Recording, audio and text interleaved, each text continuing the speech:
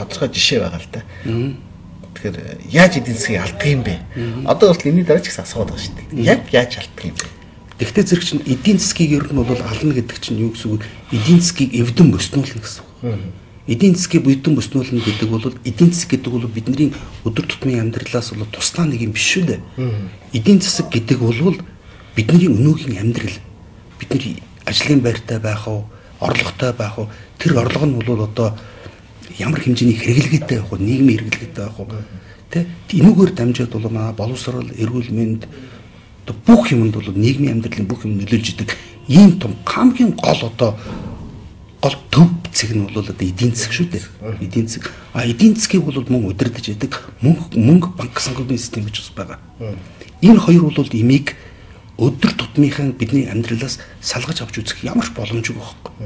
Хамгийн гол энэ хэрэг ширээ байдаг юм бол одоо Монголын ард түмний бүх амьдрал, өнөөгийн амьдрал хооч ирээдүйн ширээ гэж төсөөлт юм бол энэ ширээ болоо зогсож байгаа энэ гурван хөл нь нэг нь бол эдийн засаг, нөгөөх нь мөнгө санхүүгийн банкны систем, хоёрдугаар нь санхүүгийн систем гэж байгаа байхгүй. Энэ гурван энэ баган дээр л энэ ширээ бол одоо энэ байх уу, нураад унах уу гэдэг энэ асуудлыг бол энэ гурван баг нь аль зэрэг бат бөх байхаас шалтгаалж байдаг.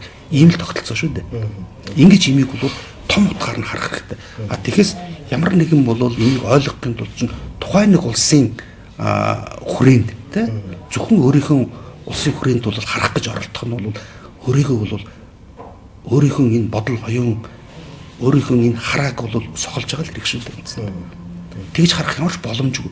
Ямар нэгэн имийг үйл хөдлөл тийм үү ямар нэгэн бодлого үйл ажиллагааг бол зөв ойлгохын тулд тэрний бүхэн гадна талаас нөлөөлж байгаа. Тийм бол одоо алхам хийх гэж түлхэж байгаа тэр бүх дотор логик холбоо гадна талын нөлөөллүүдийг бид нэр зөв дүгнэх хэрэгтэй. Зөв олж харж дүгнэх хэрэгтэй. Одоо энэ сая зөв бид нарыг ойлголттой зөв хүлээлттэй байх хэрэгтэй.